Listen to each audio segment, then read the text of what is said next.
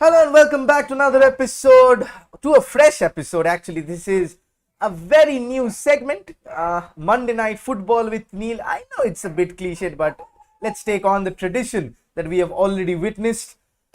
Monday, this is a segment where we would be talking about all the happenings in football that we foresaw in the weekend, especially the transfer rumors right now. Since there are no matches, next to no matches, we'll cover a few pre-season matches.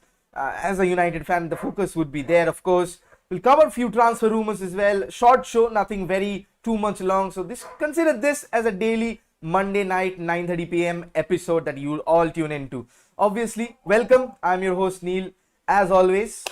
So let's get the show underway. Manchester United played Derby County in midweek in Saturday, not in Sunday. I'm getting all the dates wrong. Produced a 2-1 win over Wayne Rooney's side. Ole Gunnar Solskjaer fielding a lot of youth prospects, and we have got a few gems on our hands, if you'd ask me. And to decipher all of those, including all the hot topics and the transfer rumors, we have a very special guest. Let's welcome him on screen in 3, 2, and 1. No, I'm not finding him. Just give me a moment.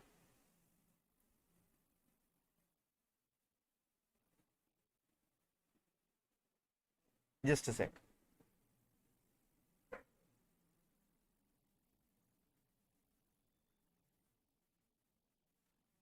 Got it. Chalo, Ananda is here. Ananda, how exciting were the Euros? We did a podcast for another channel, Armband, before, where you were the host, and now the tides have turned. Of course, the tides have turned. This is, of course, after all. We'll be doing the FPL shows as well, but very briefly, how excited were you before the Euros, and how, let's say, satisfied were you after? Yeah, well, it was a fantastic tournament to say the least. And as we did the podcast before, we tried to narrow down on all the teams who were participating and also pick some sides who were likely to win. And I must say, I did say my money was riding on Italy in your podcast, and they proved me right.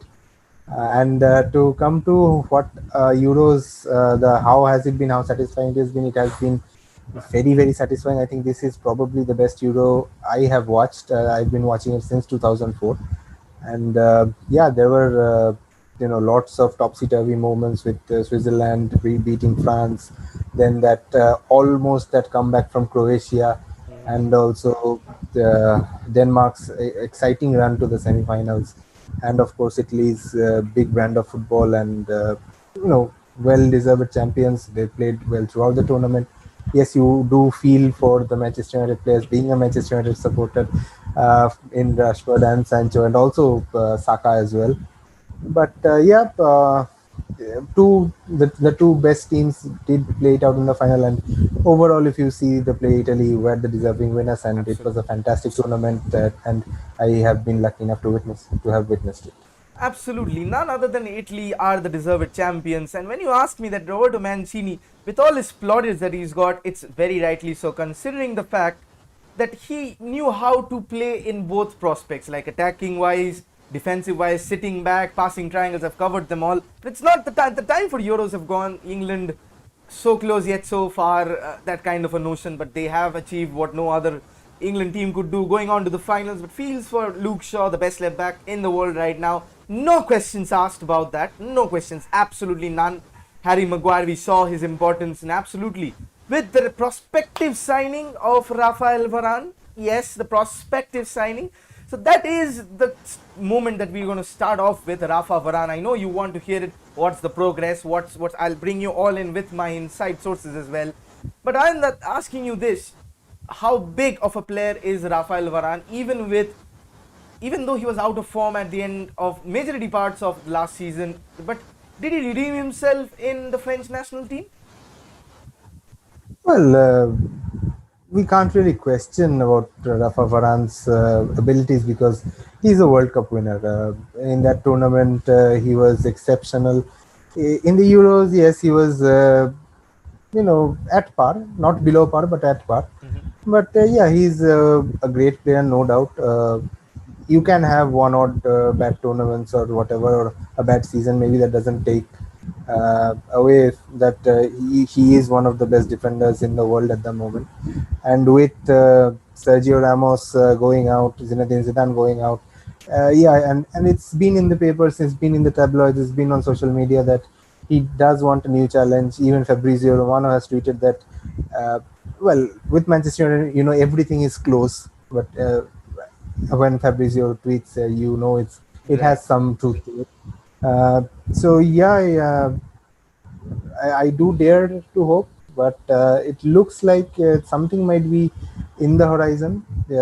Hopefully, it's Rafael Varane is going to become a dead. Hopefully, fingers crossed. Absolutely. With all the inside sources that have told me what they have told me, the fact that Rafa Varane is not agreeing to the Real Madrid contract that he's been offered around 5 to 7 million by Florentino Perez, the fact that United have the fact that he's been offered a staggering 12 million wages and a 5-year contract as well is appealing, considering the fact that the wages that he'll be receiving in Spain would be inclusive of tax, and that is very high. Considering an earning point is 28-year-old, this is the last contract, probably the last big contract that he'll get. So apart from that, the money part is there. You need to pay your bucks to sign a proper player. But the fact that Real Madrid are holding out for, probably we heard two or three quotes like for 40, 49 million, 55 million, 60 million. Do you think actually on the Real Madrid are actually holding on for the money that Jules Koundé is being asked for by Sevilla, so that they can have a direct replacement? Do you think Jules Koundé would be the proper replacement for Rafa Varane at Real Madrid? And why are we not targeting him ahead of Rafa Varane? Well, Jules Koundé is the new kid in the block. Given time, he will prosper, and he will, well, let's say probably become again one of the best in the world, because that fantastic squad that France have. I mean, everybody's a superstar. But United, you know, there are players who are developing on, and they will be becoming major stars in the near future. But at the same time, you need proven world class talents in the team to actually go challenge for trophies. I think that is the main reason Ole Gunnar Solskjaer is pushing for Rafael Varane's transfer to United, because a solid centre back pairing will be very necessary in a robust league such as the Premier League. And the last seasons, they were, I think, 12, 13 points adrift of Manchester City for the Right, title. right. And you need to make that up. You need to, as I said, You need you to need bridge the gap, prospects. right? You need prospects, but at the same time, you need proven hardcore material as well. Absolutely, I think absolutely that is spot. the main reason that we are going for Varane rather than Koundé. Absolutely spot on that, and the fact that we've seen how Maguire used to bail out Lindelof, and that for the fact that he'll have a proper support, like someone who partners him very well, someone tall and strong and fast. Rafael Varane, we know his playmaking abilities from defense. He can carry the ball out from deep.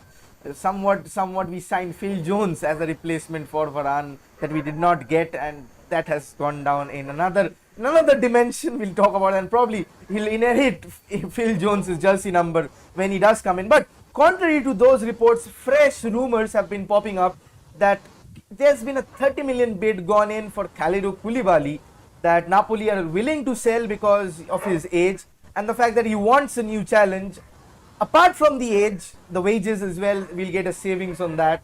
Do you think Koulibaly would equally fit with Harry Maguire because of the strength, the pace that he brings, of course, the ball playing ability as well, ability to play in the right side of defense? Would you be I have a poll on the right now for you guys to pop into? It's on the chat. Do you think that even if we get Koulibaly for around he's 30, 31, somewhat like that, for three odd years, probably let Axel Tuanzebe breathe and bloom. Other than that, do you think that this would be either way a win-win situation for us?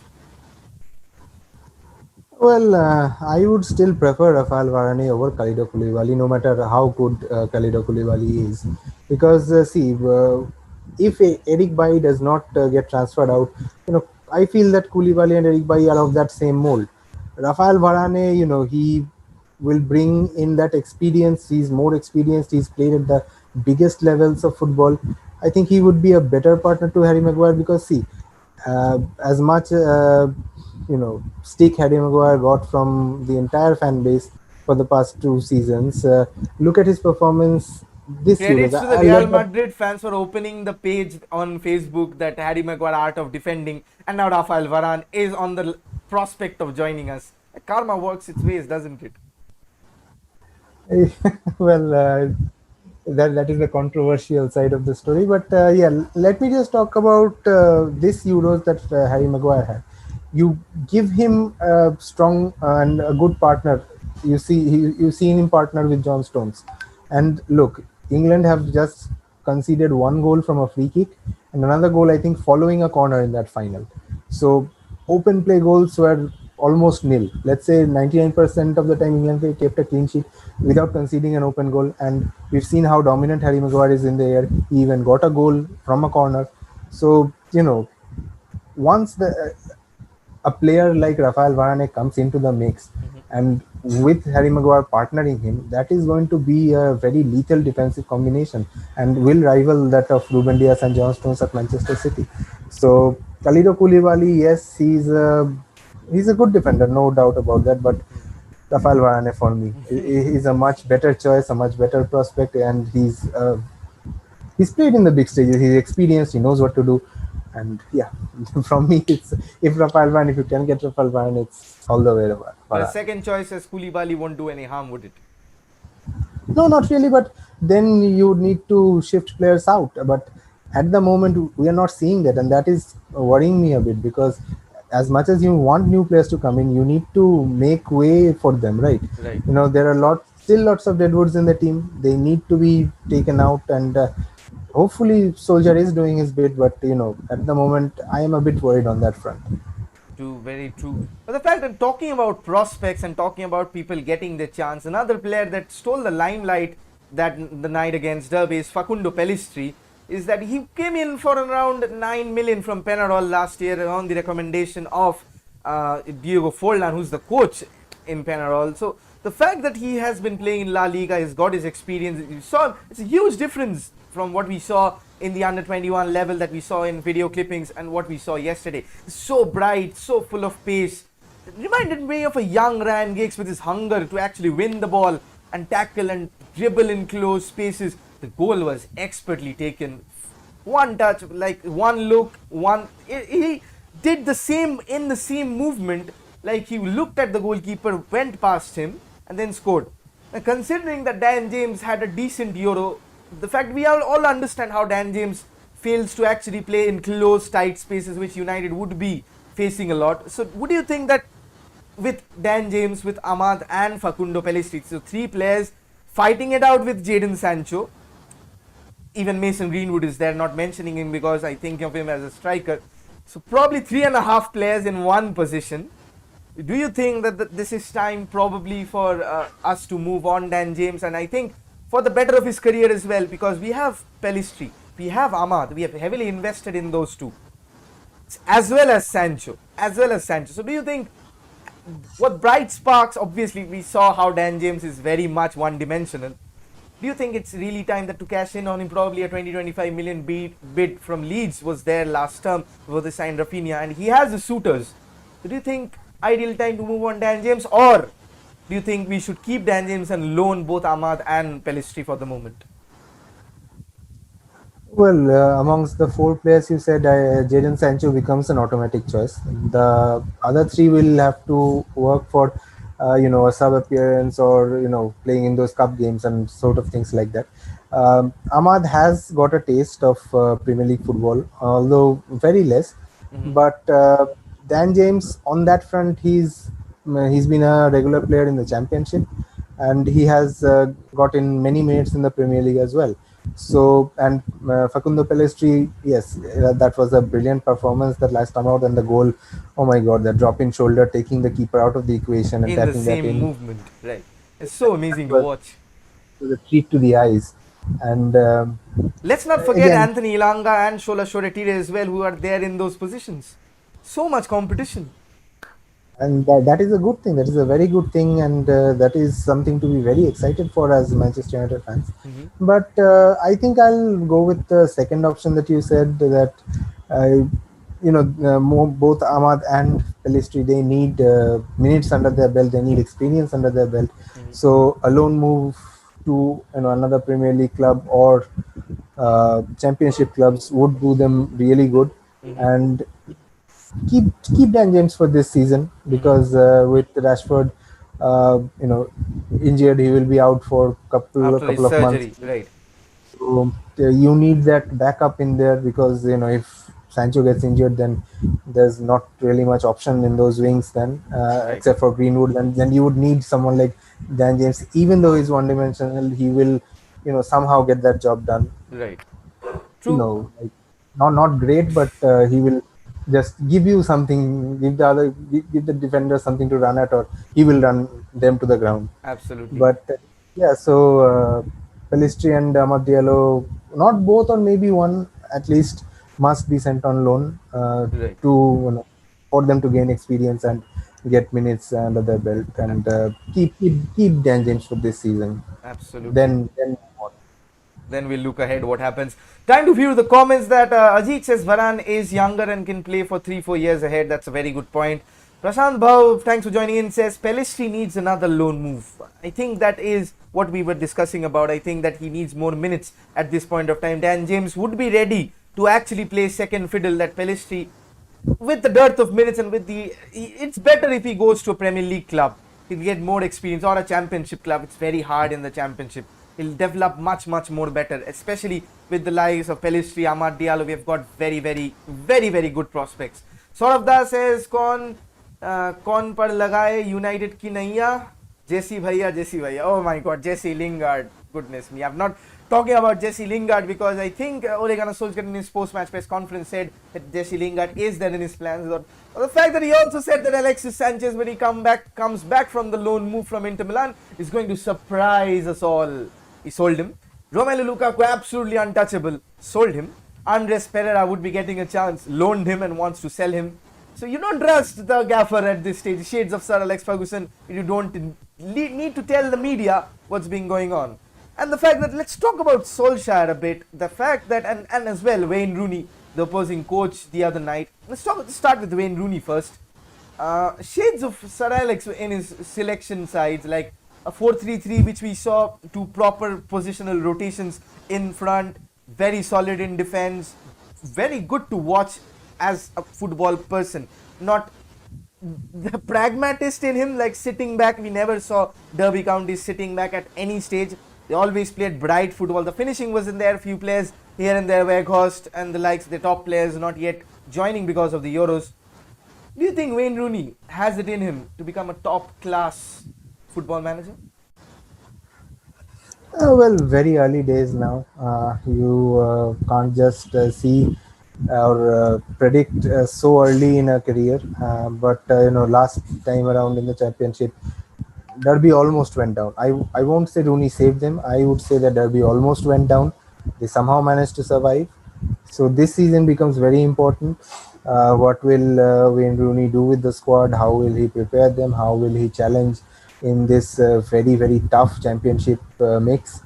So last time I think they were what was their position? Please tell me. I have no clue Derby? because I don't. You should call Yusuf for this. Let's say, They just escaped relegation. Let's say they just escaped relegation. yes, That's what I know. just let's say 18th or 19th or whatever like that, or 17th. So They have 20, 24, 23 teams probably in the championship. Yes. 24 teams because 46 matches. Yes. So Probably 20th now, is a safe bet. yeah, okay. Let's say 1920 it was their Right, position. right, So right. now, if Wayne Rooney would want to rebuild and slowly get back into the Premier League, then that has to be a long-term plan.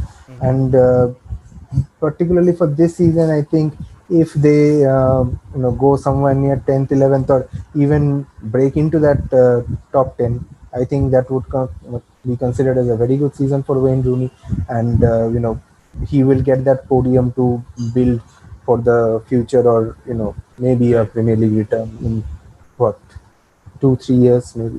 Right. The fact that the mistake that Lampard made, we felt that it was very early, especially going to Chelsea where you expect instantaneous results. The fact that Rooney is taking his time as Derby player, first a player, then player coach, now full-time manager after hanging up his boots. Let's see if he's taking towards the right steps, towards the right path. So talking about the other man in the picture, Ole Gunnar Solskjaer, like he wanted a right winger last season. Now he has 3 to choose from minimum.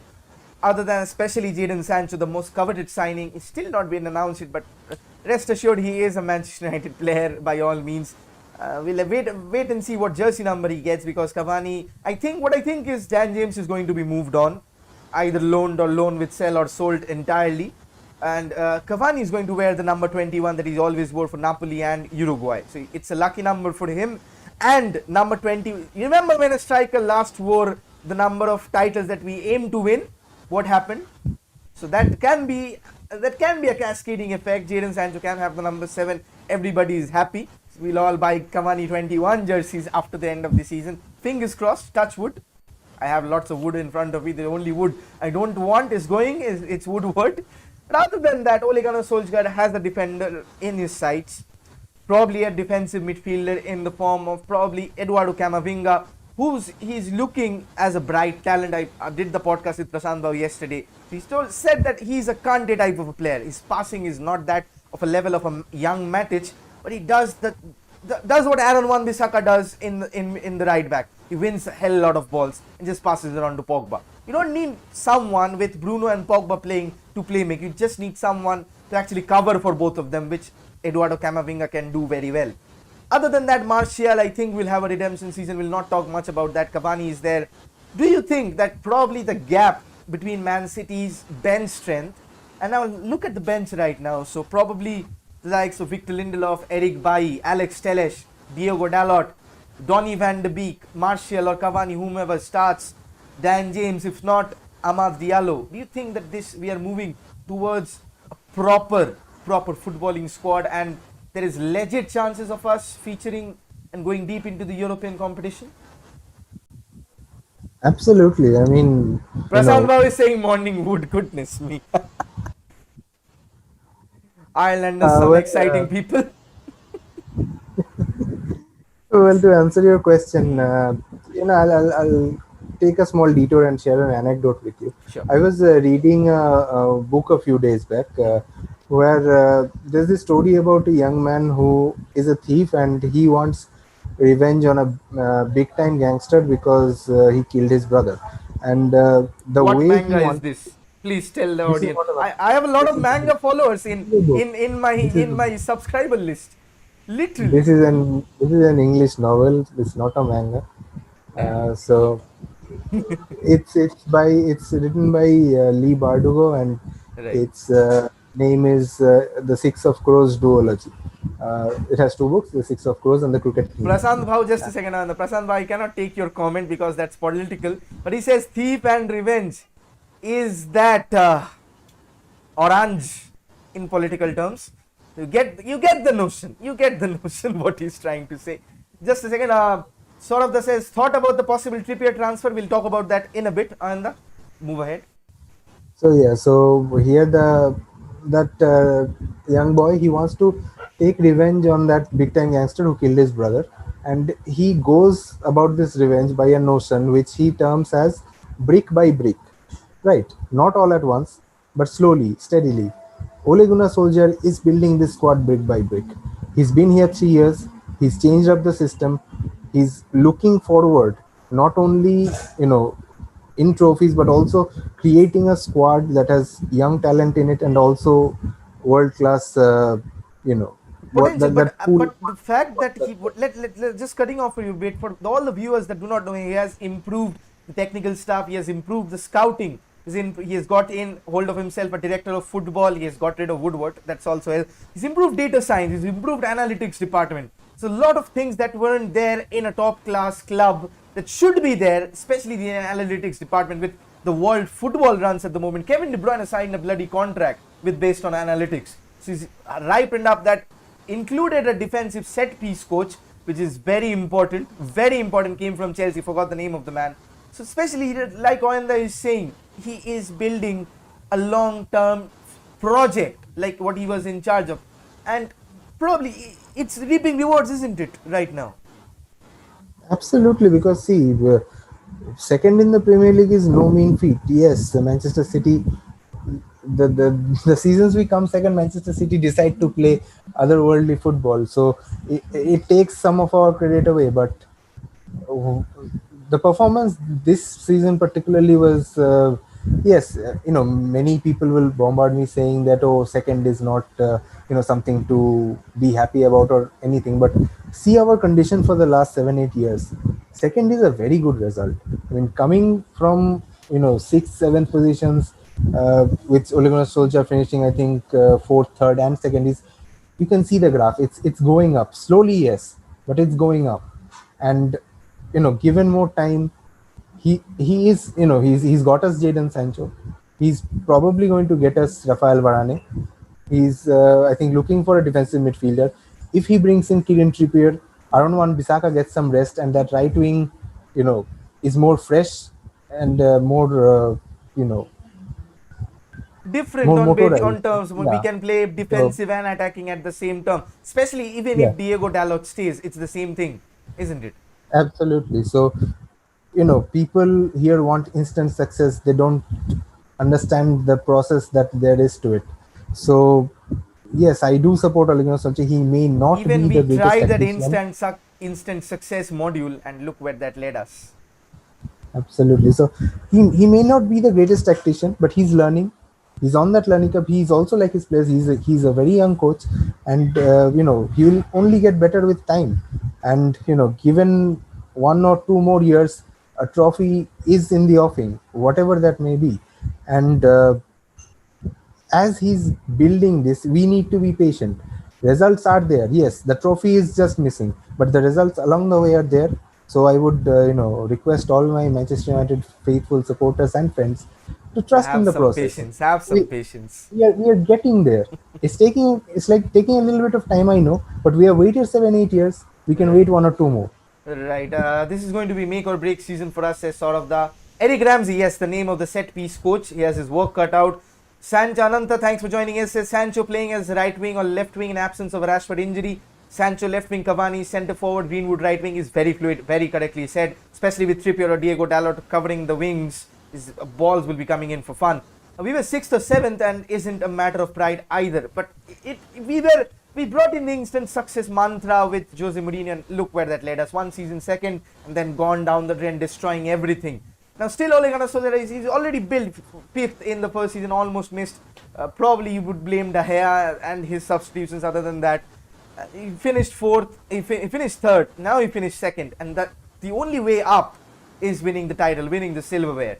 So other than that, I think he's done a very decent job. We'll talk Solskjaer very much more throughout the other episodes. But moving on to that another transfer agenda, that Dayot Upamecano had his first preseason game. Dayot Upamecano was rated as one of the top centre backs in Europe, and his transfer was announced to Bayern Munich in the last transfer window, and he just joined this term with Julian Nagelsmann, with probably David Alaba being unveiled as a Real Madrid player. Do you think like he has lost his place in the French squad owing to his injuries and bad form, especially after Marcus Rashford hit him for 5 years, never been the same since? Apart from that, would you think that he has the capability, probably someone that we can look forward to, probably when in 5 years time, that yeah, this is probably someone he was, we were looking at him, but his injury records were not much favorable. But on the mold of a Varane for both national team, do you think that he would be a very, very quality defensive defender, although playing in Bundesliga? But what are your thoughts about that? Well, at the start of last season, we were all, jumping about Upamecano, and rightly so, because he had proven himself for Leipzig, and he was playing a brilliant brand of football, and everybody wanted him. That he's that pacey central defender that everybody wants. Not all central defenders have that pace that Upamecano has. The way he could track back and win balls and make tackles. But yes, as you said, injuries and maybe that mid-season transfer announcement did play with his head. But off form does come for everybody. But this is again a new season under coach as good as Julian Nagelsmann, who he has worked with in Leipzig. So let's see, this will be a very important start to the season for him, and as the season goes on, he will have to prove himself again.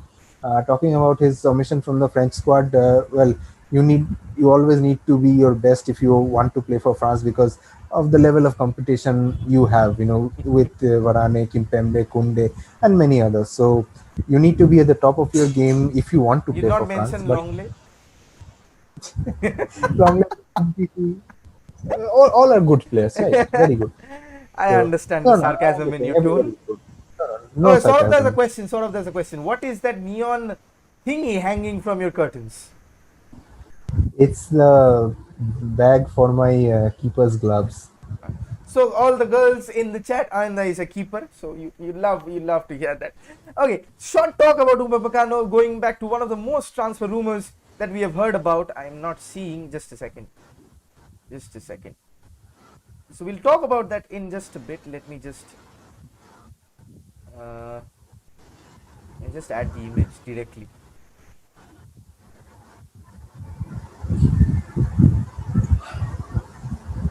Yep, it's there, but it's short. Just a moment. I have all types of trying and testing things in the studio.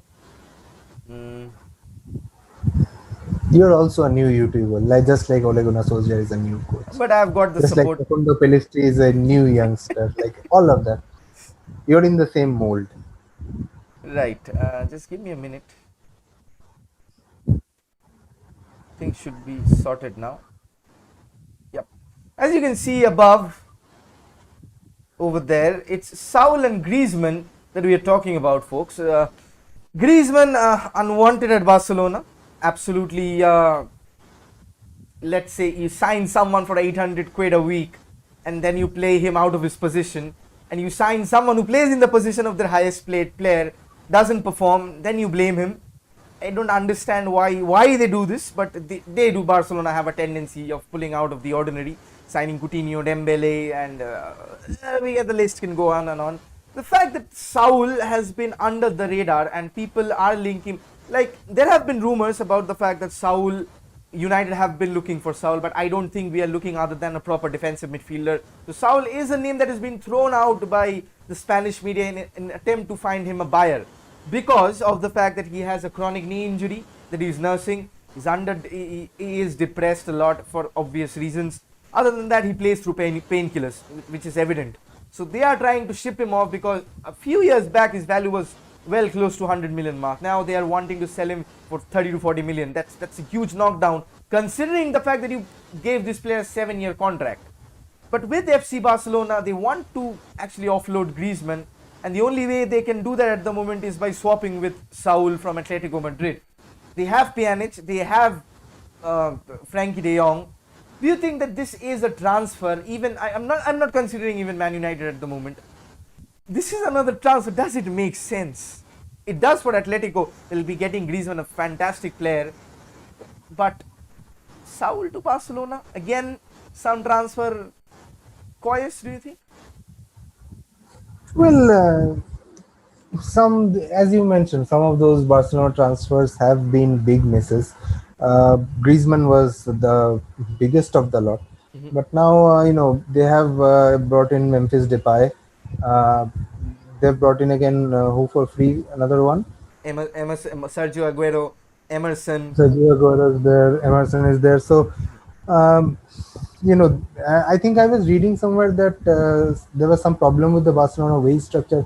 I think they need to actually release someone and to get in the box and actually do something of that mold. I'm not exactly sure about that, but so shipping Griezmann out, I think they're mainly focusing on that monetary part.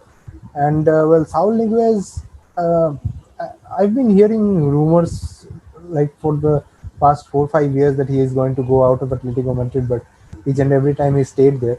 Especially Now, with the emergence of Marcus Llorente, Saul has completely lost his place. absolutely. Now, and another thing is that I think I was reading somewhere that while this negotiation was ongoing about Saul and Griezmann, I think Barcelona somehow got Joao Felix's name in the mix, and Yeah. that has put the transfer on hold. Is that true or not? There are a lot of like transfer season is in full flow, so papers will sell based on rumors. Other than that, Saul to Liverpool was by far one of the greatest rumors that he has already been signed. That quoted him probably as a replacement for Wijnaldum. Do you think that Saul, as a player with his injury prospects, number one, do you think Jurgen Klopp will make some kind of a risky signing like that, even though he has Curtis Jones, who's been phenomenal, Alex Oxlade-Chamberlain coming from back from an injury, Naby Keita, so all three midfielders not making that much of a mark, have got the chance with the departure of Wijnaldum. Obviously, the greatest youngster, James Milner is there as well, evergreen player. But do you think Saul at the Premier League for Liverpool, especially when you signed Thiago to play in a partnership with Fabinho, that doesn't make sense, does it? No, I mean Liverpool. I don't think should go for Saul, because once Virgil van Dijk comes back, Fabinho chips into that midfield pretty easily, right? And with Thiago, James Milner and Curtis Jones, and you have a lot of options in that midfield. So Liverpool, I don't think will go for Saul. And Barcelona, and also talking about Saul's injury problems coming to the Premier League, that's going to exaggerate even more.